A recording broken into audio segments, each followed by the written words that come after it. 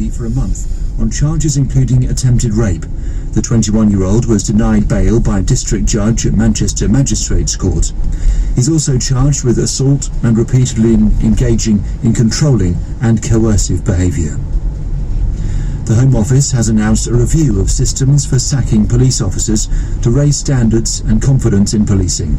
It was responding to a report by Lady Casey, which said hundreds of Metropolitan Police officers had been getting away with breaking the law and misconduct. The Scotland Yard's Commissioner, Sir Mark Rowley, said he was appalled at the findings. Netflix has defended its drama about the royal family, The Crown, after criticism of its forthcoming series. The former Prime Minister, Sir John Major, has described a scene involving discussion about the Queen abdicating as a barrel load of malicious nonsense. A spokeswoman for The Crown said the series was a fictional dramatisation, imagining what could have happened behind closed doors. Scotland's cricketers have pulled off the biggest win of their careers, beating the West Indies in the T20 World Cup in Australia. They set the two-time champions 161 to win, and a mixture of disciplined bowling and woeful batting by the Windies gave Scotland victory by 42 runs. In the city, the 100 share index closed 61 points higher at 6,920. And the weather forecast, it'll be largely clear tonight with just the odd shower lingering in northern Scotland. Patchy fog may develop in places as well. Temperatures overnight will dip to 5 Celsius in Edinburgh and Belfast and 8 in Cardiff and London. That's the BBC News and weather at 3 minutes past 6. It is. Tom Sanders, thank you. Sean Rafferty with you till Radio 3 in concert at Simon Rattle and his new orchestra. Well, he's principal conductor designate for the Bavarian Radio Symphony Orchestra, Mahler's Great Ninth Symphony, a concert in tribute to the memory of the great Bernard Haitink, a prince among conductors. Well, here in tune we have our own maestro, Nigel Short, and the ensemble of voices he founded 20 years ago. Tenebrae are our special guests, and very welcome they are. They take us now gently into the late 16th century and the sublime sacred music of Thomas Tallis.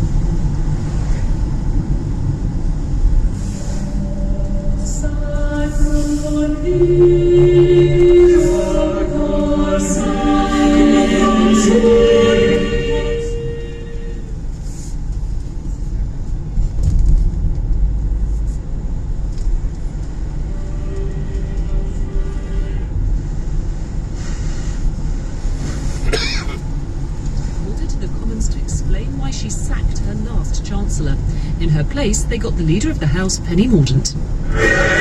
With apologies to the leader of the opposition and the House, the PM is detained on urgent business.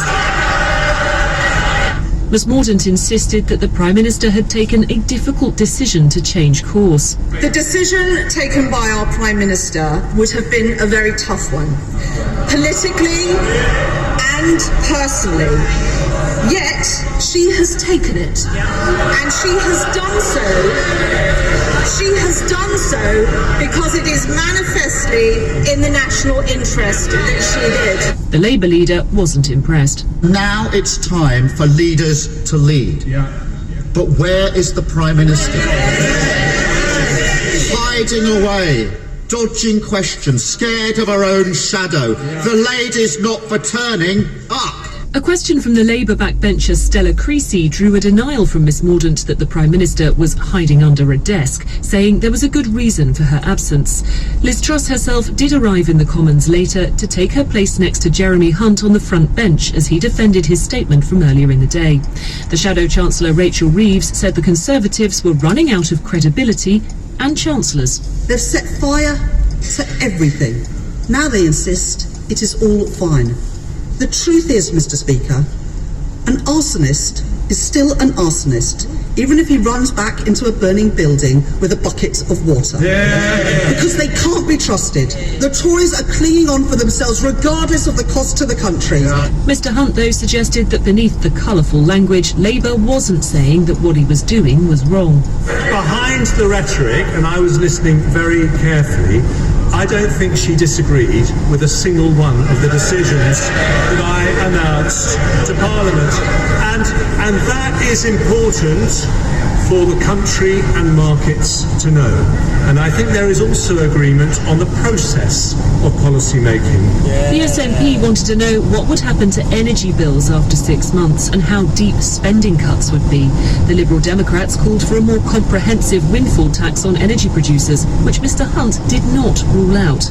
But in a sign that not everyone on the Conservative backbenches welcomes the changes, John Redwood, who supported the measures in the mini-budget, wanted to know what impact the U-turns would have on growth and if the country could avoid recession. That, Jeremy Hunt said, was for the 31st of October, when he will set out further details and publish the long-awaited independent forecasts. Throughout the exchanges in the Commons, the Prime Minister looked on. The pressure on Ms Truss to speak up and explain how she plans to try to restore her authority with her policy platform all but gone is only likely to grow. 4 Conservative MPs have now spoken publicly of the need for Liz Truss to resign.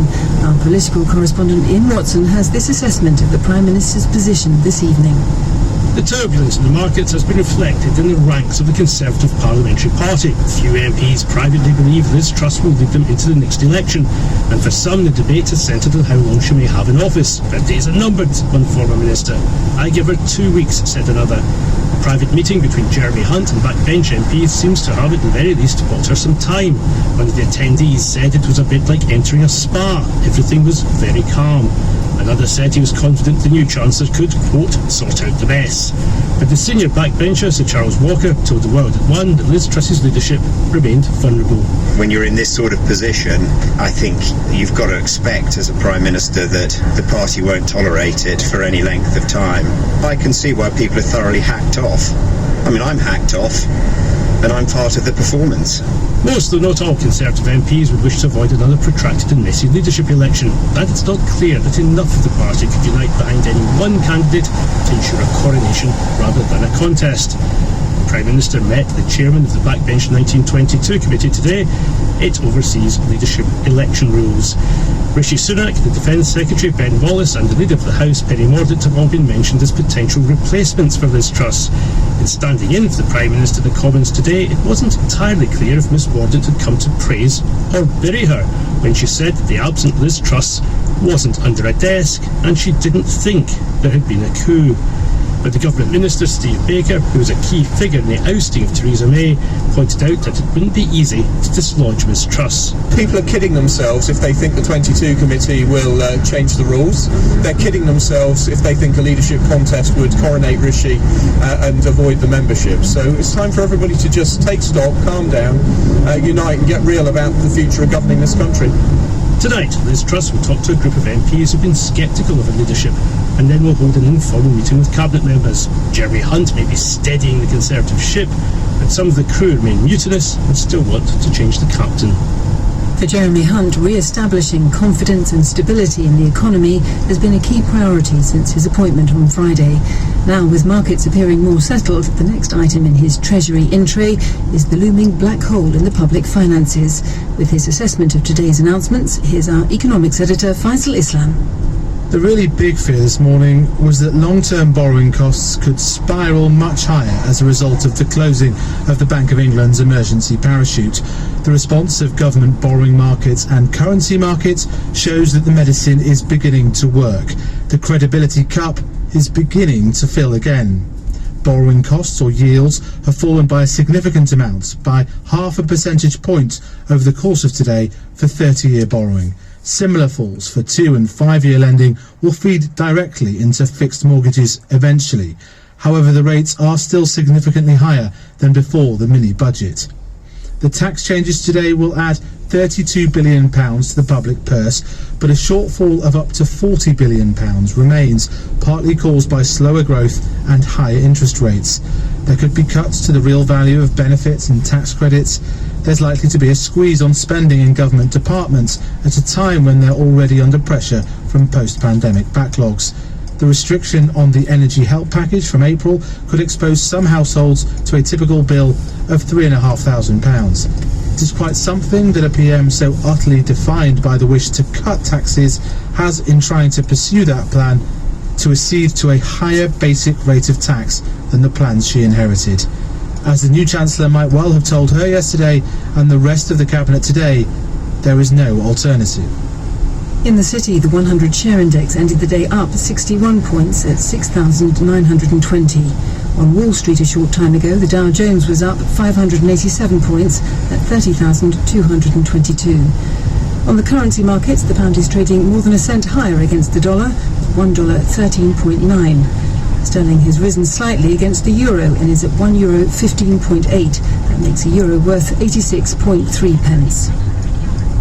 Business groups have welcomed the Chancellor's policy reversals. The CBI said Mr Hunt was acting swiftly to restore confidence to markets, while the Institute of Directors said it was right for the government to focus on stability. But the British Beer and Pub Association has described the change to alcohol duty as a huge blow. It's warned the move could put further strain on an already struggling industry, as John Donnison reports. Like everything else, booze has gone up because of inflation. Just over £4 a pint is the national average for beer, and if not mouth-watering, £8 is not uncommon in London. The short-lived Chancellor Kwasi Kwarteng's promise to extend the freeze on alcohol duty would have done something to try to keep those prices down. But as part of the effort to balance the books, that pledge is among those to be dropped by his successor, Jeremy Hunt. The chief executive of the British Beer and Pub Association, Emma McClarkin, warned the reversal came at a time when pubs were facing an existential threat. Only 1 in 3 pubs is currently profitable right now, and 9 pubs are closing their doors every single week. This freeze would have delivered us 300 million worth of savings to help our industry at this most critical time, when we are desperately in need of any relief to try and keep our businesses open. As well as pubs shutting down altogether, she said some landlords were planning to hibernate and close for the winter, because despite the government's 6-month energy price cap for businesses, they still couldn't afford to keep their premises heated. The constituency of Torridge and West Devon has been held by the Conservatives for the past 17 years. These people in the town of Tavistock gave their reaction to the latest U-turns by Liz Truss's government. I think they've made a bit of a mess of it, really. She shot from the hip instead of taking time to understand what the economy was all about and what was needed to bring it back up. There's a lot of work needs to be done. It's just another letdown. It's just another thing that they've gone back on their word. I have a certain sympathy with what Liz Truss was doing in the long term, but you've got to wait for the economy to stable before you start doing that sort of thing. You're listening to the 6 o'clock news on BBC Radio 4. The main news so far. The Chancellor, Jeremy Hunt, has ditched nearly all of Liz Truss's key economic policies to try to end the turmoil on the financial markets caused by the mini-budget 3 weeks ago. Still to come. There's a fielder underneath it. Can this be the game? It is! Scotland have won! A sensational victory. They are cock-a-hoo. Glory at the T20 World Cup for Scotland's cricketers against one of the best sides in the world. The Scottish Government has laid out its economic vision for an independent Scotland. The First Minister, Nicola Sturgeon, said the new nation would initially keep the pound before moving to its own currency when the time is right. She also pledged to rejoin the EU and said it was now glaringly obvious that being in the United Kingdom did not offer financial security. Opposition parties say there's not enough detail in her latest prospectus. Our Scotland editor James Cook reports. When Scotland rejected independence 8 years ago, many voters said the economy was the key factor in their decision. And so this 108-page document may become the central plank of the updated case for leaving the UK. Nicola Sturgeon said it was about building a stronger, fairer and more sustainable economy. There can't be many, if any, who look at Westminster right now and think that this is as good as it gets. But in relation to an independent Scotland, people want to know, indeed, people have a right to know this. Can we do better? Do we know how to do it? And will it be worth it? The answer, she said, was emphatically yes, and the transition would be supported by an oil fund which could be worth £20 billion in the first decade of independence. But the First Minister accepted there would be challenges, such as checks for goods crossing the border with England and an unspecified period of continuing to use the pound sterling without a formal currency union, while setting up a new Scottish pound. Liz Smith of the Scottish Conservatives said it wasn't good enough. I don't think any of the circumstances about Scotland being able to be part of a strong United Kingdom have changed in terms of the questions that need to be answered. People are desperate to know exactly what it is that independence would actually mean. This paper doesn't provide that. Scottish Labour's Daniel Johnson said the UK's problems could be solved in a general election, not a referendum. This isn't a plan for change. It isn't a solution to the Tory-made crisis at the UK. It's a plan for yet more crisis, a doubling down of crisis from the SNP. The Institute for Fiscal Studies says if an independent Scotland didn't boost growth, it would probably face increased taxes or cuts in public spending. But all this assumes there will be a vote on the matter, and at present we're waiting for the Supreme Court to rule on the legality of another referendum. Russia has attacked Ukraine with a wave of Iranian-made exploding drones. Strikes on the capital, Kiev, killed at least 4 people, including a pregnant woman and her husband. 4 more died in the northeastern city of Sumy. President Volodymyr Zelensky accused Moscow of terrorizing the civilian population. Our correspondent in Kiev, Paul Adams, sent this report. The latest attacks began at dawn. 2 waves of Iranian-made drones, 28 in all, aimed at the heart of the capital. In rush hour streets, policemen used whatever weapons they could to shoot them down. 5 got through. On a busy street close to the city's main station, an elegant apartment building was torn in half. As we arrived, an elderly woman was being rescued from her balcony as clouds of acrid smoke swirled around her. Down below, emergency workers carried a body bag to a waiting ambulance. Among those who died here, a young couple, Bogdan and Victoria. She was 6 months pregnant.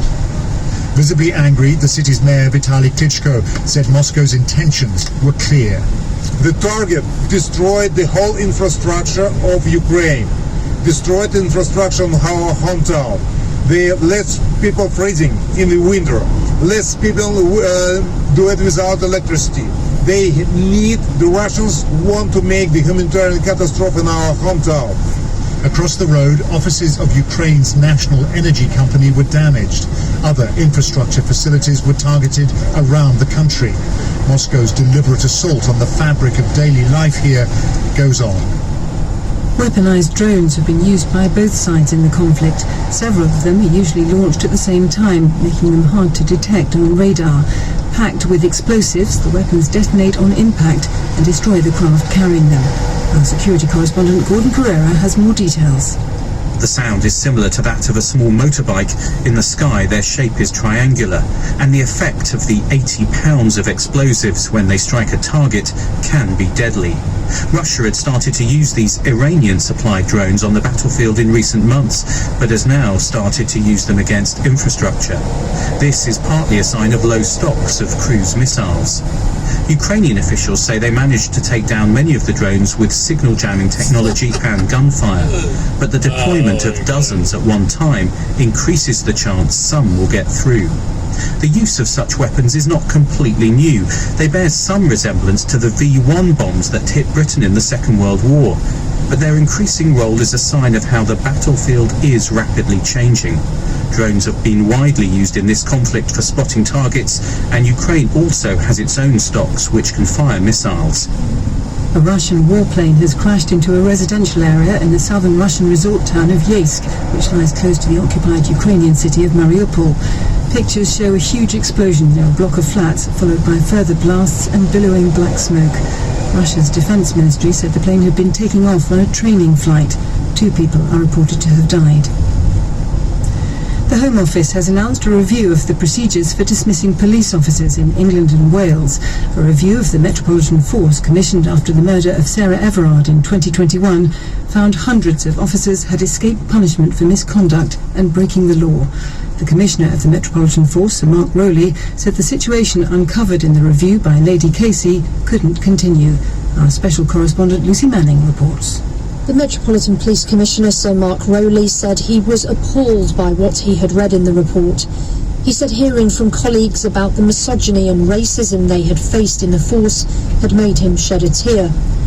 The scale of the task facing him is clear.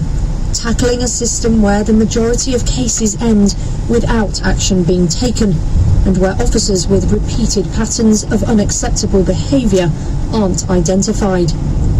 The report highlighted one officer who had faced 11 complaints, including assault, abuse and sexual harassment, and yet was still serving in the force.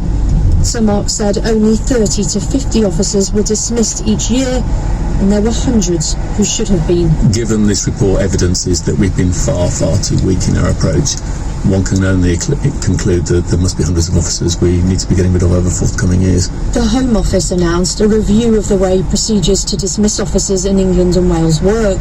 But for the people who have suffered at the hands of corrupt police officers, the promises of change sound hollow.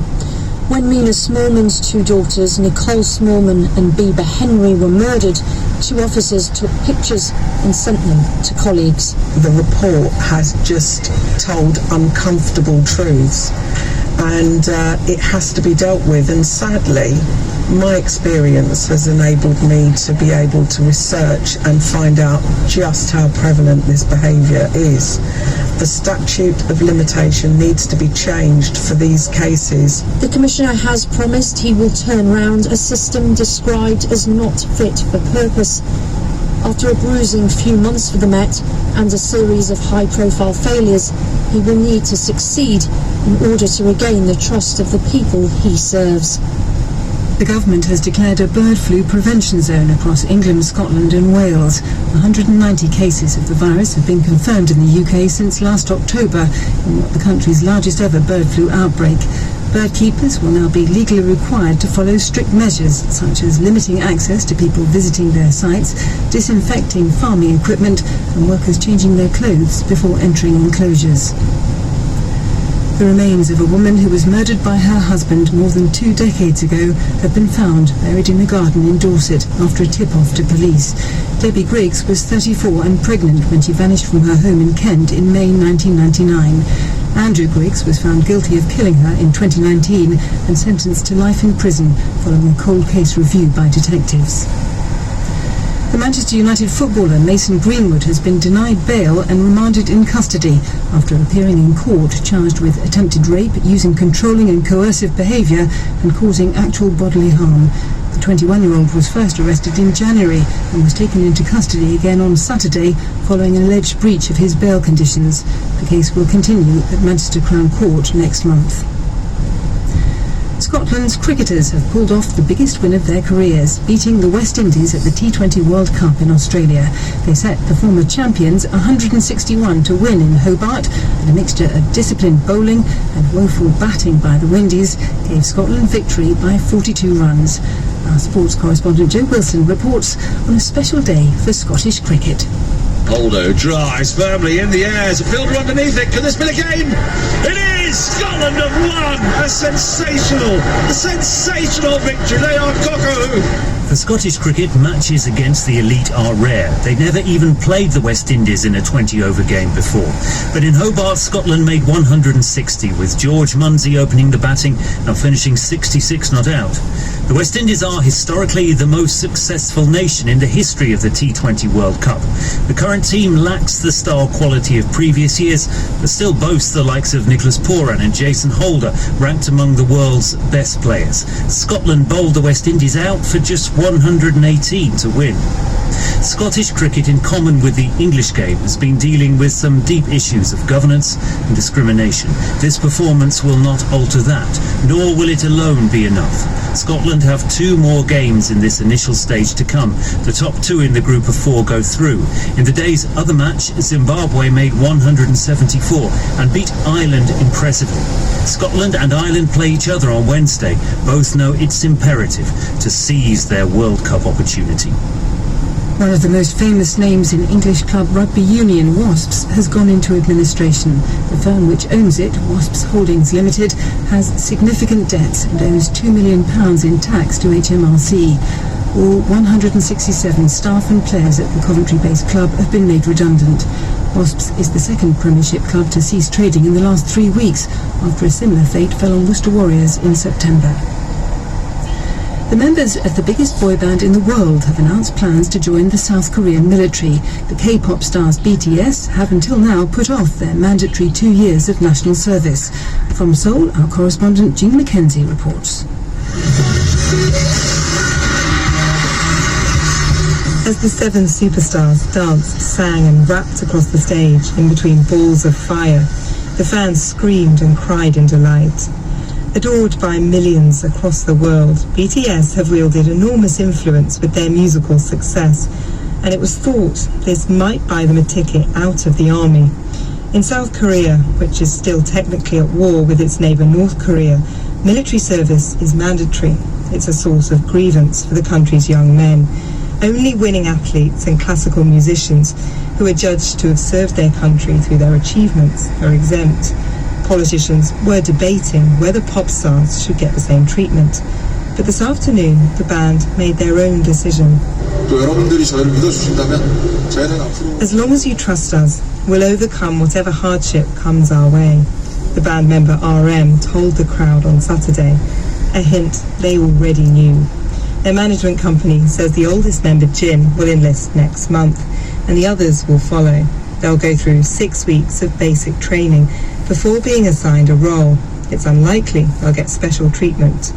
It might not surprise you to learn that their loyal fan base, known coincidentally by the acronym ARMY, Adorable Representative MC for Youth, is supportive of their decision.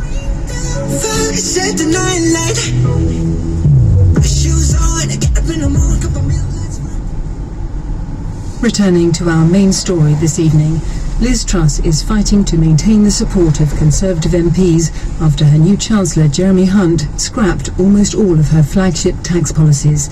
The series of U-turns have reassured the financial markets, but some backbenchers say the Prime Minister has now lost her mandate and all credibility. With his analysis of Liz Truss's chances of remaining in number 10, here's our political editor Chris Mason.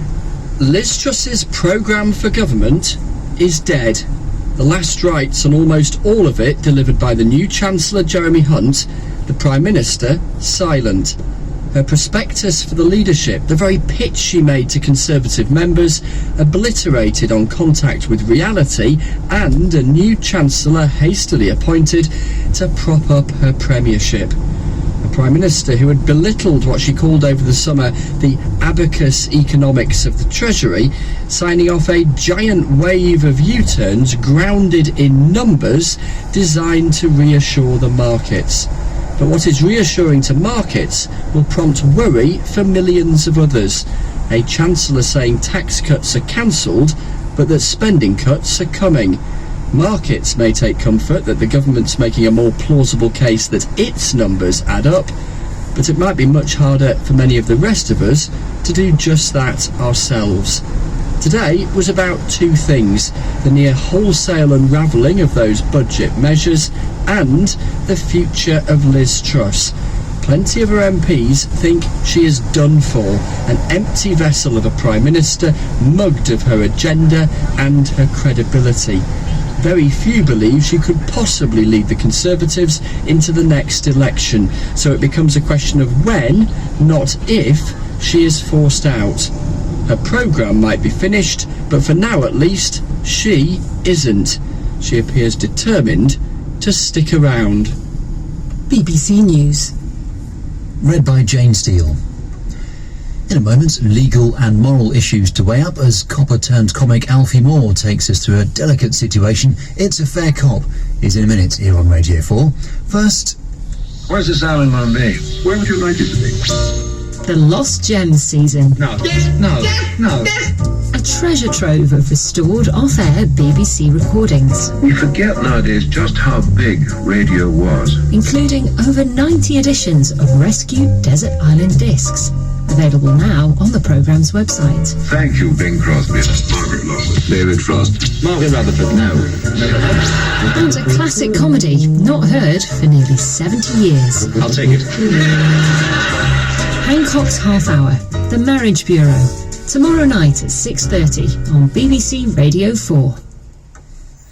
And Radio 4 Extra has another classic Lost Gem tomorrow with the fully restored version of a classic Goon show. That's the dreaded batter pudding hurler of Bexhill-on-Sea. It's tomorrow evening at 7 o'clock. Now here on Radio 4, it's time for another real-life case from the police officer turned comic Alfie Moore to tackle his audience of deputised detectives. That's the sound that I need. That's the sound that I need. That's the sound that I need. Hello, my name is Alfie Moore and welcome to It's a Fair Cop.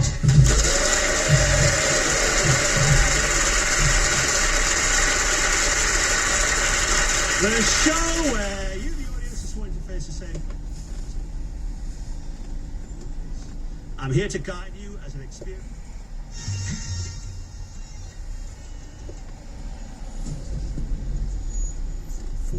Celsius. For an update anytime, you can ask your smart speaker to play BBC News for London. I'm Fiona McKinnon with the BBC Radio London travel. There are severe delays for the M25. The Q2 bridge remains closed. That's after two protesters scaled it just before 4 a.m.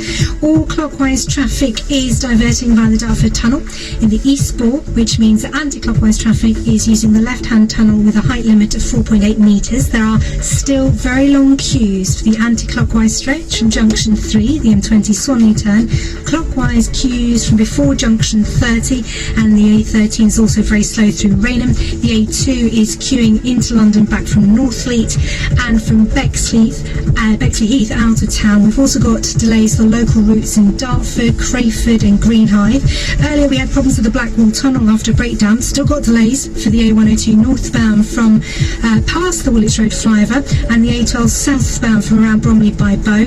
The A13 is very slow over the Canning Town flyover to Beckton, and Woolwich, the A206 Woolwich Church Street is partly blocked eastbound of the Woolwich Ferry roundabout because of broken down lorry. We've still got the M20 coastbound closure. That's for investigation work after a serious collision this morning. It's closed between junction 1, the Swanley interchange, and junction 2 at Rootham, and with queues for over a mile on the A20 as a result. Now the M25 clockwise between junction 25 and junction 27, the M11 is open again after closure of around 90 minutes, but two lanes stay closed for recovery work following the vehicle fire. The queues about to junction 23, and there are long delays on the surrounding routes through Waltham Cross and Epping Forest, and for the A406 each way between Green Lanes and the Cooks Ferry interchange at Chingford. Also slow for the M25 anti-clockwise from 14 to 12 after a breakdown. To update us on 0800 731 2000 or tweet us at BBC Travel Alert. Now with the Tube, the Victoria line is suspended because of a faulty train. There are minor delays for the Jubilee line, minor delays for the Elizabeth line between Liverpool Street and Shenfield, and severe disruption for South Western Railway services until the end of the day and into tomorrow morning following signalling problems at Barnes and a points failure near Teddington. There will be engineering work taking place this evening with no service on the Shepperton line between 8 and 6 a.m. tomorrow morning. Fiona McKinnon, next updates at 7. Trophies, medals, winning. We love it. But sport is so much more than that. It's unleashing potential. Making people smile. Healthy body, healthy mind. Through boxing, running, swimming, whatever it may be. It's priceless. And that's why we do what we do. At community sports clubs all over the country, there are amazing volunteers. Let's celebrate them. Nominate your unsung hero. Go to bbc.co.uk/unsung hero.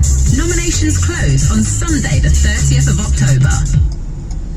It's BBC Radio London, 25 to 7 across the capital. My name's Aaron Paul. This is the home of London sport. Now, Arsenal are 4 points clear at the top of the Premier League after they beat Leeds by goal to nil at Ellen Road. Patrick Bamford missed a second-half penalty for Leeds, and Bukayo Saka scored the winner for the Gunners for the second time in 4 days.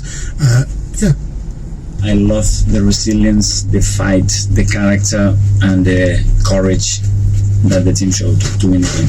Odegaard slides one through. Saka chases. He's with Cooper. Oh, what a finish! What a finish from Bukayo Saka from a ludicrous angle with his right foot. He's rifled it past Meslier into the top corner, and it's Leeds 0, Arsenal 1. How about that? It was hectic. It was very passionate. It was full of energy and different moments, and just to find a way to win in this league after playing Thursday night in Norway, and with the issues that we had, credit to the boys, we showed a real resilience and willingness to win under any circumstances. The Gunners boss Mikel Arteta also reserved special praise for his goalkeeper Aaron Ramsdale. I think you need a keeper in these moments when you are struggling. You need individuals to step in. Aaron was, I think, incredible to do that, and we had a moment where we had some doubts. I think the team found a way again to get a bit more control of the game and find a way to win it. Let's bring in from the hybrid squad Sophie Nicolaus. Sophie, you must be absolutely buzzing. I'd like to buy VAR a round of drinks this fine Monday evening, and the fact that technology came back in that game, because if we'd have had to play that game without any technology, it would not have gone so well for us. But jokes aside, resilience is the key word. Luck is also another part of football, and there's no doubt that a little luck went our way as well.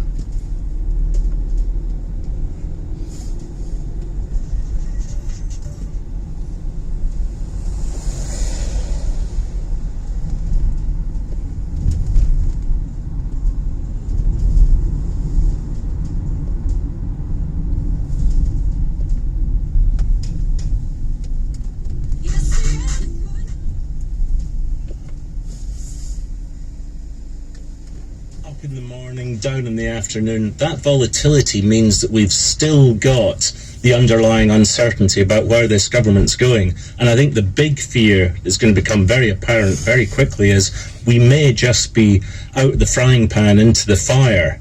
Explain. Right, so we've managed to get rid of the Trussonomics, which basically was just fairy tale nonsense. Mm-hmm. The unfunded spending was just one small part of the reason that the market was disappointed. But now what Jeremy Hunt has been forced to do, because frankly he has no alternative, is go back to austerity.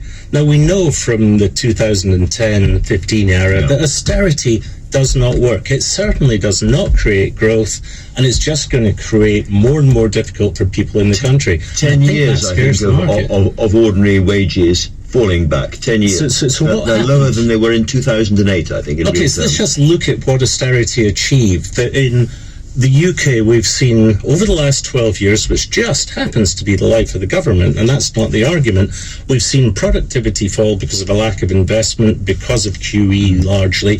We've also seen growth tumble. Great statistic in the FT, an interview with former Governor Carney, where he said that when he came in, Britain was 90% the size of the German economy. Today it's 70%. So we've had terrible growth metrics this whole time. Great statistic. People do argue austerity, about it. It won't get better. Yeah. So if you look at what they've got to do next, there seem to be two issues here. One, we've got a government where the Prime Minister, all the Prime Minister's views, economic views, have been set aside, trashed and thrown away, and we've got the Chancellor of the Exchequer, Jeremy Hunt, now is apparently in charge of the government. And I wonder whether there is still confusion about where this government is really going, who's really leading it, and in which direction it's going. I think the market's very much wanted to see adults in the room. Now, Jeremy Hunt is a good compromise adult.